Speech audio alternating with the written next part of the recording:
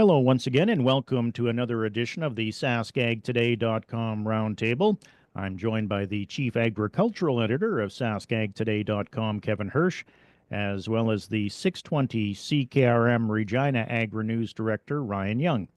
I'm Doug Falconer, Agriculture Director at GX94 in Yorkton.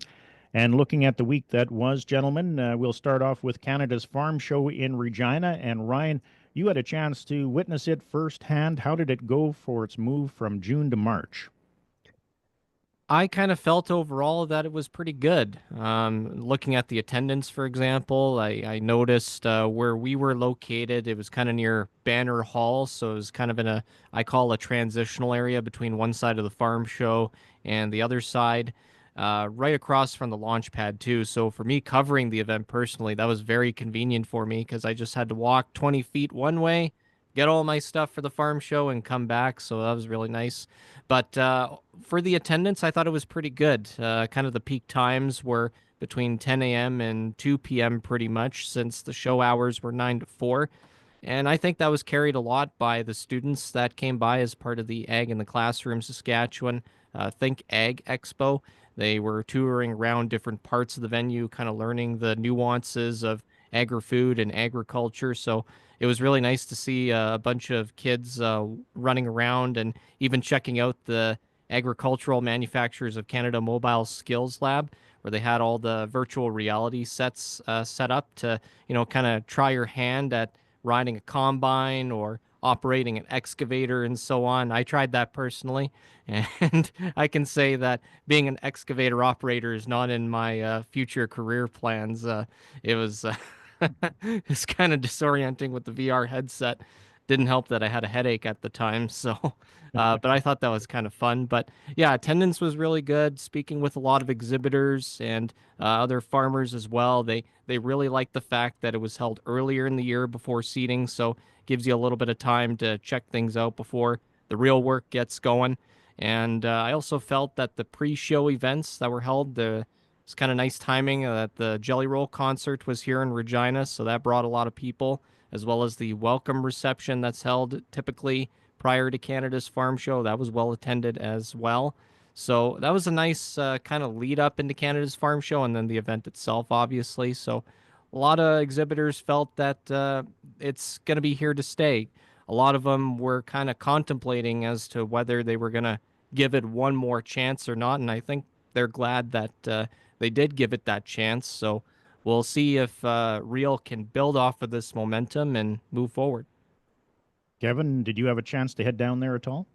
No, I was one of the ones that stayed away and got some other work done, but good to hear that it went so well. And if the exhibitors are relatively happy, that means that they're likely to be back another year, and they certainly have the opportunity to continue to grow the show. And perhaps this is going to reinvigorate and be a staple, moving it from June to March, and continued success for the event. So we'll watch with interest. Glad that it went well for everyone.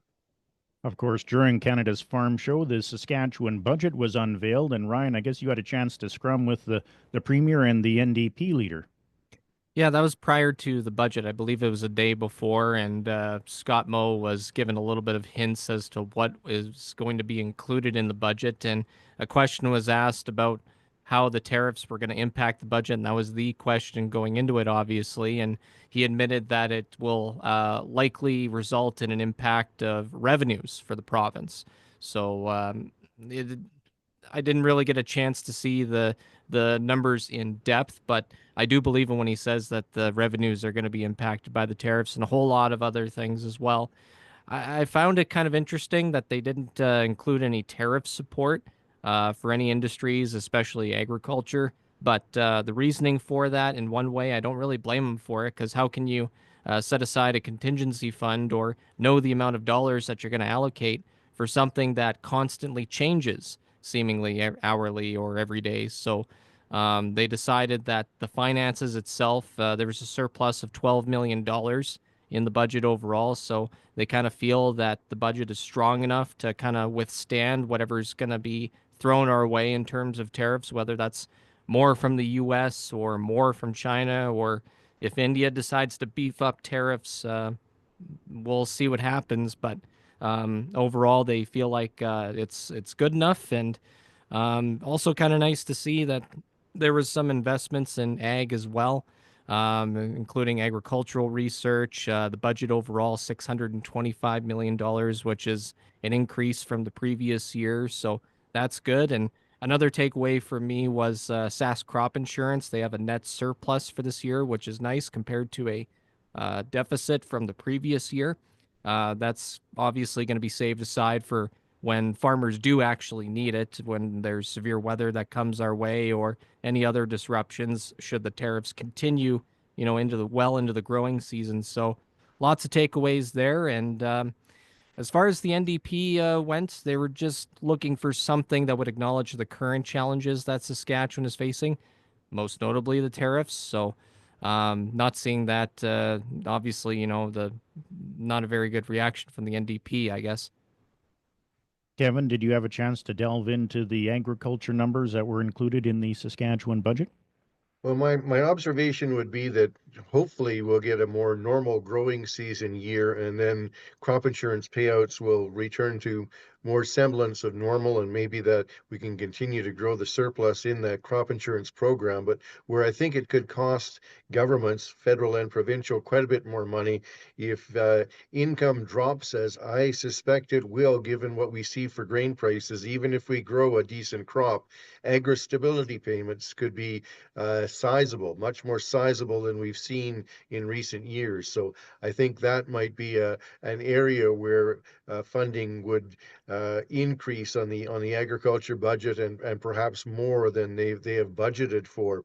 But I do agree that trying to put in a contingency fund or some phantom number to try to know how much provincial revenue is going to be affected or how much support payment is going to be needed to various industries, I think that's just a wild guess at this point.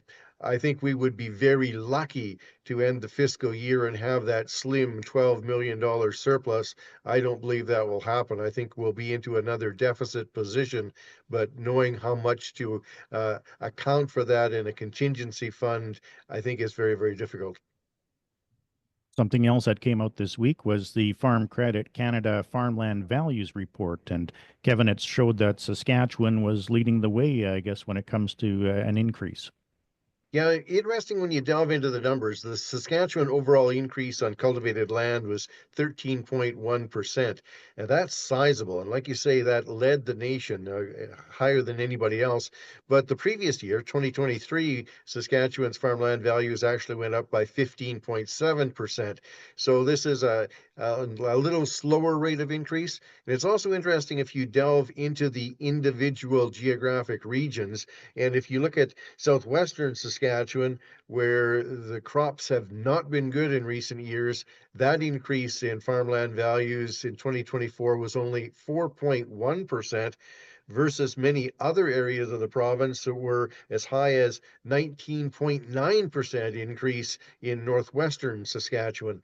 Also interesting that they have pasture land values that don't get as much attention, but the biggest increase in pasture land values was down in the southwest, where that was the smallest increase in cultivated land values. So that to me is a bit of an anomaly, whether producers, because of good returns in the cow-calf sector right now, and because it's been a dry area, want access to more pasture land, or whether it was some pasture land being purchased with the idea that maybe you could convert it into grain production. I found that as an interesting asymmetry in the numbers.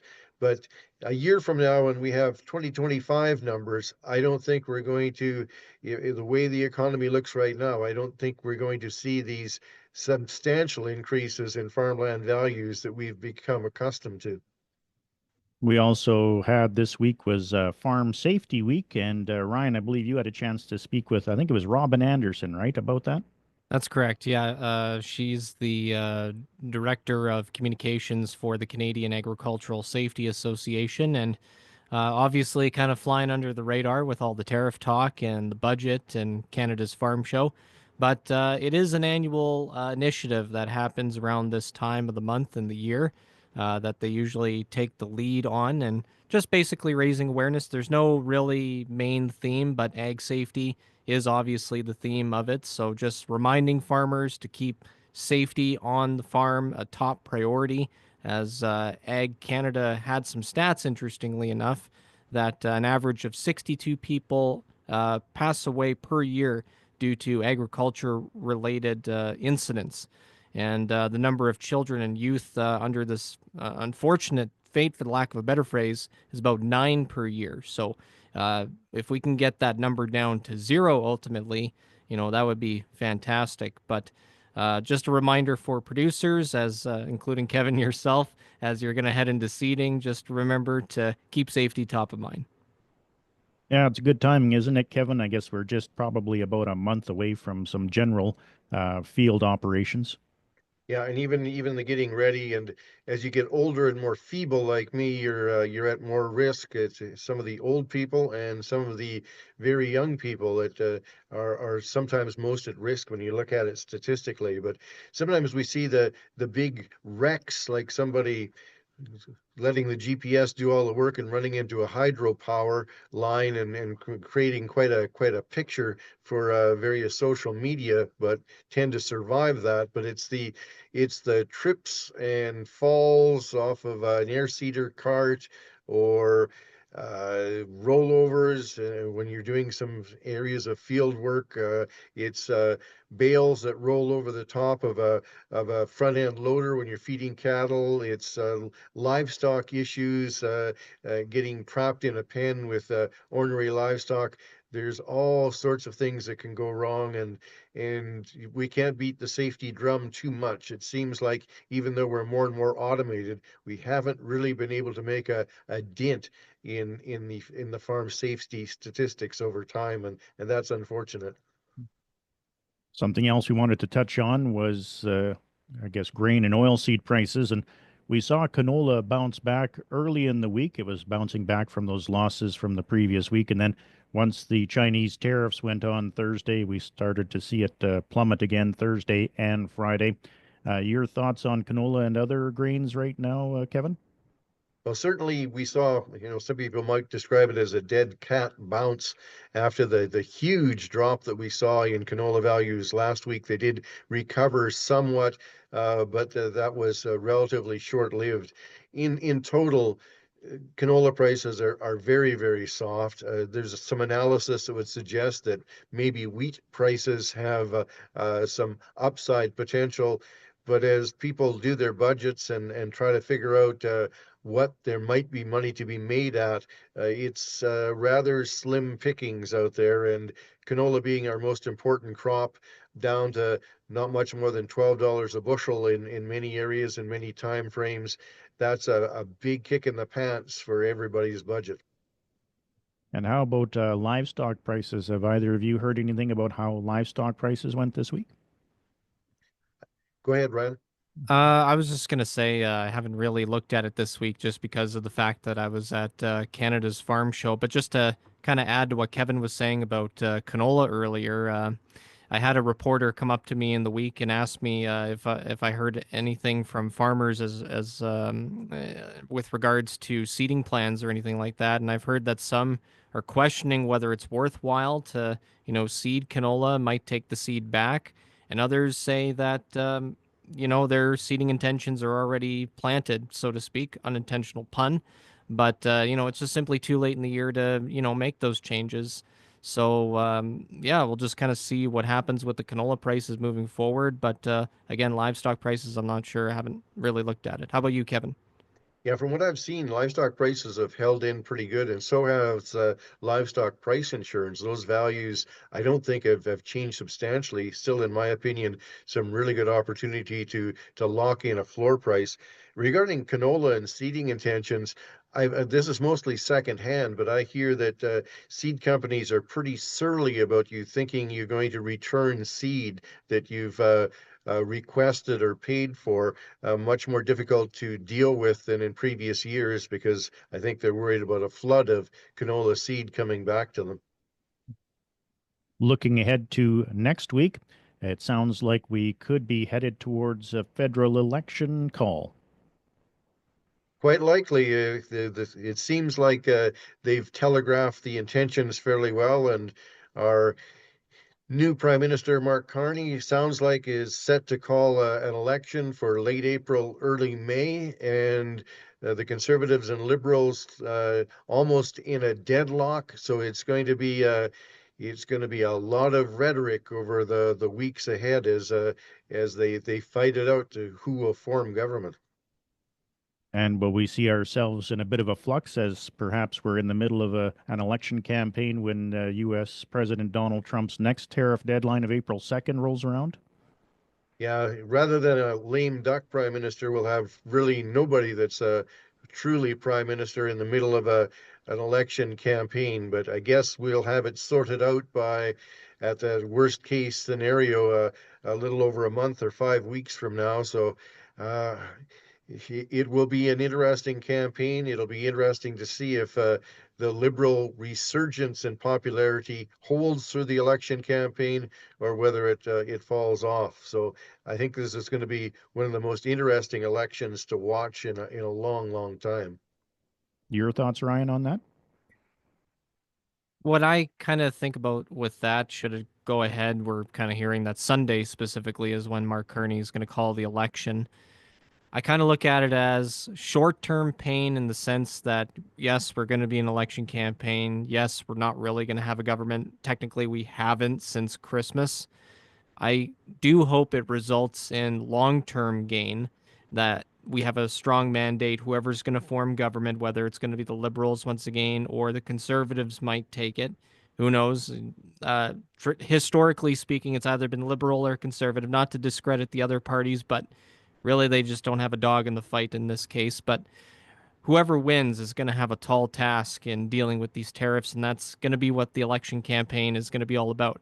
How are you going to deal with these tariffs? How are you going to deal with the US and China? What's your plan, long-term plan moving forward? All right, on that note, we'll wrap up this week's edition of the SaskAgToday.com Roundtable. On behalf of 620 CKRM Regina Agri-News Director Ryan Young and the Chief Agricultural Editor for SaskAgToday.com Kevin Hirsch, I'm GX94 Yorkton Agriculture Director Doug Falconer, saying so long until next time.